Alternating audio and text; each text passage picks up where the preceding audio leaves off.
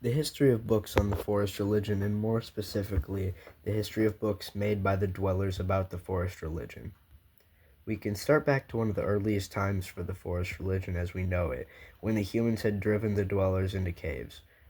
We do know from knowledge passed down from dweller to dweller that the dwellers of the caves did make scriptures.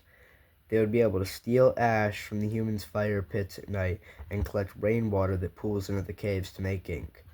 They would make quills out of the feathers they would find while looking for food at night. They would then write what the gods told them on flat stone slabs. The caves have since collapsed and the ink has most definitely washed away, so it's impossible for us to acquire these writings. The next form of scripture the dwellers would make would be after the dwellers have kicked the humans out of the forest, and even when the dwellers have started the practice of going into the Forgotten Land and harvesting corn to offer to the gods or to offer to the animals, which is human territory. The dwellers would acquire cornstalk leaves and make the same ash and water ink to write on them. Making the right kind of ink and seasoning the leaves was key, because without the right steps you can't write.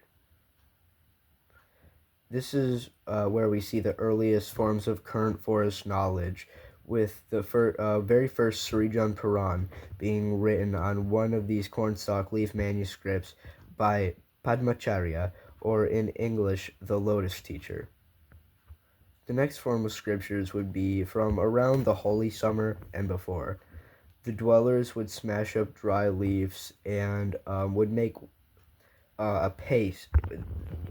They would smash up dry leaves and make and water to make a paste that would be layered thinly and compressed, then be dried and written on. However, the forest dwellers' traditional ink does not work on this paper, as it is too fibrous, causing spreading and line thickening. So the dwellers created a pen that closely resembles a fountain pen to control ink flow. And the next and current type of scripture the forest dwellers are made with printer paper and on computers, though some people still make scripture the traditional way. Printers and printer paper have helped the forest to be able to mass produce all holy scriptures that were able to be preserved from the time before printers, which is many. Uh, a few examples are the Mushakendra Bhakti, which is a smaller scripture, the Srijan Puran, the Marshavadi Bhakti, and then the Melokendra Bhakti, or even Swami Tanji Grimoires, which actually that is making me remember I forgot a era of forest writing. So typewriters became a very big thing in the forest. Slightly after people were making paper from leaves in the forest, and then close to when people were adopting human-made paper, unfortunately, but it does stand the test of time a little bit longer.